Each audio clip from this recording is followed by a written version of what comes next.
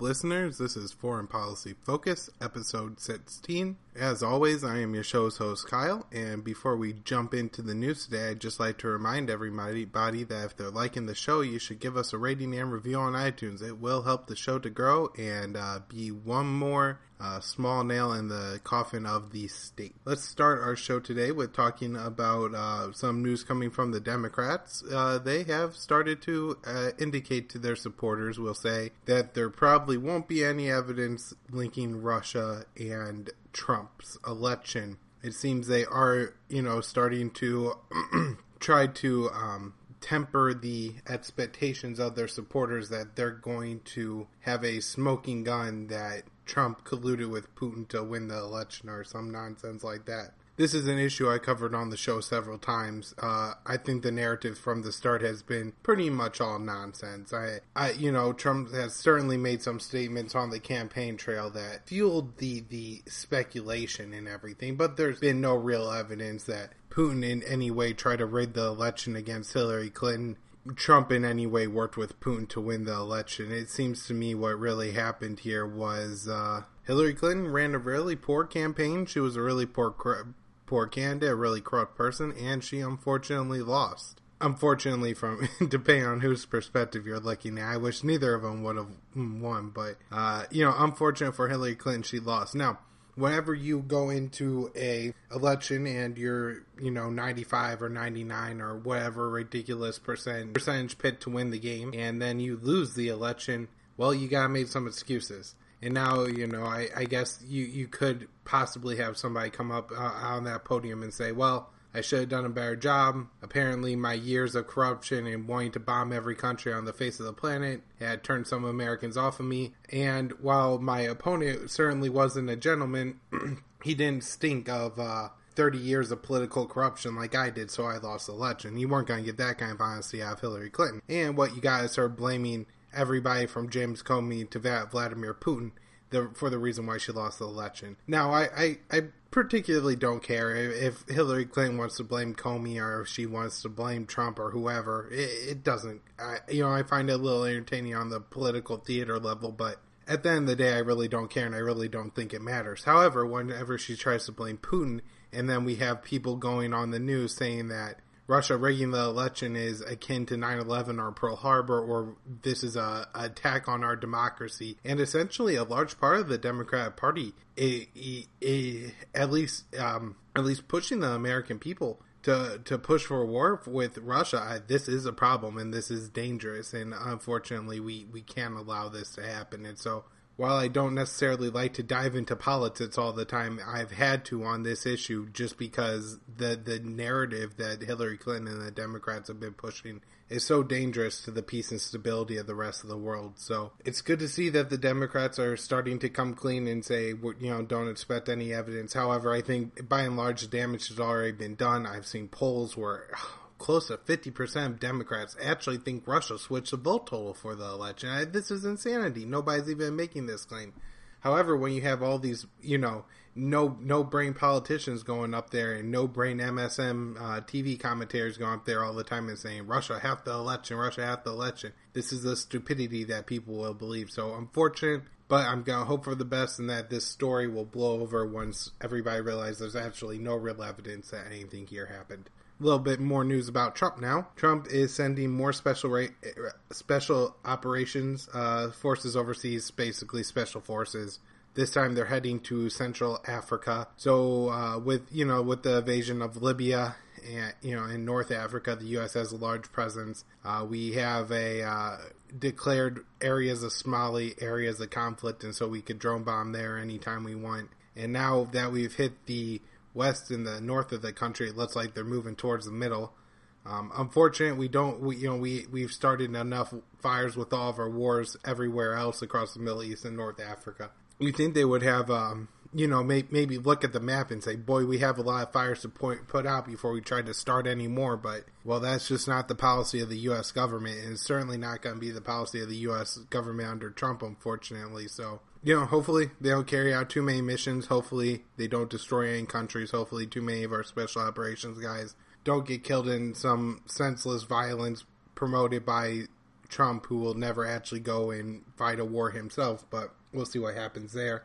We're a very interesting news story earlier today, and that was that 200,000 troops, U.S. troops, are stationed overseas. Now, most of these troops aren't stationed in combat zones; they're in countries like Germany or Japan. However, if we need to think about it, the U.S. troops are typically people in the prime of their lives, 20s, 30s, very young. Sometimes, the more intelligent people. Other times, the most physically fit people we have as a country. But all these people are out of the United States. That means they're not earning money here. They're not creating product. They're not improving our country. And essentially what we're doing is we're paying them to either go be in harm's way and possibly die, or we're paying them to be unproductive in our overall economy. So, it's just a lot of people, and why a country would need to have such a large presence overseas isn't understandable unless you're running an empire. There's no need, at most there's only a few people on the planet, only a few thousand jihadists on the planet that really have any expectations to attack America, and we have more troops than that overseas, and the number of jihadists is growing since we started putting more and more troops in the Middle East. So obviously more troops isn't the solution to the problem, but overall I think what we're really seeing here is that we're just taking way too many productive people out of our economy. We're wasting the lives of young people on nothing, and it's destructive and it's stupid. A country $20 trillion in debt shouldn't have 200,000 troops overseas stationed there, in large part for no reason. What are 40,000 troops still doing in Japan? Come on, people. All right, we also have a story coming out of the Pentagon I want to talk about. On Friday's show last week, I had mentioned that some civilians were killed in an airstrike on a mosque in Syria. Actually, the only civilians were killed, and about 42 civilians, I believe, were killed in that strike where a Reaper drone went and blew up a mosque in Syria. Now, the Pentagon came out and said, whoa, we didn't bomb a mosque. We bombed this building across the street. And here, they on the picture, I'll make sure to link to the article with this so everybody can see it, because it might be hard for me to understand. However, the Pentagon outlined 3 different buildings, and they said one building was the mosque, and then the other 2 buildings, one of which was destroyed, were not the mosque. However, the Pentagon was acting on old intelligence, and one of the buildings that was destroyed was, in fact, a mosque. So, in the Pentagon's attempt to vindicate themselves for this attack, ended up incriminating themselves, showing that they, in fact, did blow up a mosque in Syria. So, what a terrible event, really. And it's shameful that the Pentagon doesn't even have the decency to just come out and say, "Hey, everybody, we're sorry, we made a mistake." From my opinion, that shouldn't be enough, and that somebody should definitely be at least fired, if not prosecuted, for such an attack on a place of worship that killed 42 completely innocent people. However, just not having the ability to admit that you made this mistake, it makes it even worse. A man owns up to his mistakes. A child runs away from them. So, we have all these children in the Pentagon who can't admit they made a mistake and are just kind of awful people. If you really think about it, that they're willing to bomb innocent women and children and can't even admit that they do it afterwards. Oh, Al-Qaeda was there. This story brought attention to something else I want to talk about, and that is just, a lot of the times we'll have these stories from the Pentagon saying, oh, sometimes Al-Qaeda guys were here, and so we blew it up. And even though we blew up a hospital or a school or a apartment building with all innocent people in it, Al-Qaeda people do go here, and so that somehow incriminates everyone in the area. However, one thing Americans have to realize is that there's some places in the world right now where if you live in a village, Al-Qaeda guys are going to be there. And those Al-Qaeda guys may, meet in your hospital. And there's largely nothing you could do about, because they might shoot you if you try to leave. Or you might be seen as an enemy combated by the U.S. Army or the Syrian Army or the Russian Army if you try to flee, and then you get blown up running away. And so while it may not be ideal to share a village with Al-Qaeda, sometimes, and unfortunately the state of the world today, in large part because of the U.S. government, that's just a fact of life for some people, is that they're going to share some territory with the Al-Qaeda guys. And so that's something that I think we as American people just need to realize, that just because Al-Qaeda is in an area doesn't mean we get to blow up a hospital and apartment building, because there's a lot of people in that area just trying to go about their lives. Also, if you live in a certain area, Al-Qaeda might not be the biggest evil in the area. If you're in between a spot where you're either going to be dominated by ISIS or Al-Qaeda, maybe it's better to have the Al-Qaeda guys around, because at least they're not going to dip you in a tub of acid. I mean, they may chop off your head, but on ways to die, beheading seems like it would probably be not quite so bad as being dumped in a tub of acid. So the world, especially in the Middle East, is so chaotic and complex that if the U.S. government just makes a statement saying that there's Al-Qaeda guys in this area, and so we had to blow up a hospital or an apartment building or a school, I don't think as Americans we should just take that as an excuse to carry out that attack, and we should ask more critical questions like, why is Al-Qaeda in this area? Is it because our government gave guns to those people and then they were able to run the Syrian army out of that area and then able to hold that area with the weapons that the U.S. gave them? Should we ask ourselves if the civilians who were maybe in that hospital or apartment building had any choice in the matter, and whether killing, 3 or 4 little babies is worth it to take out a couple low-level Al-Qaeda guys?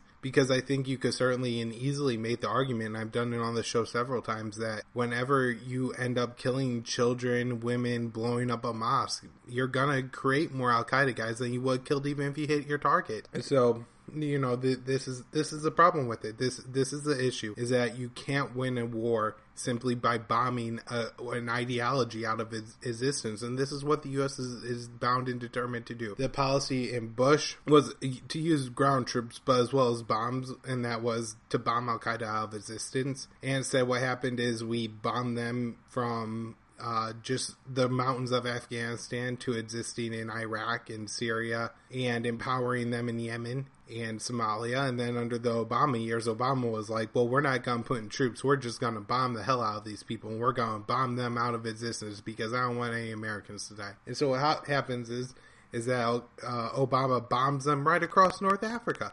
I mean, they might as well, rather than dropping bombs on Libya, they should have just dropped Al-Qaeda guys out of planes, because that's essentially what they ended up doing, is just spreading ISIS all over the place, and that's what they did in Syria. And this idea that we could bomb an ideology out the face of the earth is never going to work. If it could work, we would have seen some success in the past 15, 16 years. Since the war on terror began, have less terrorists in less countries, less extreme terrorists, and across the board, we see that there's more jihadists in the world today than there was then. They're in more countries than they were then.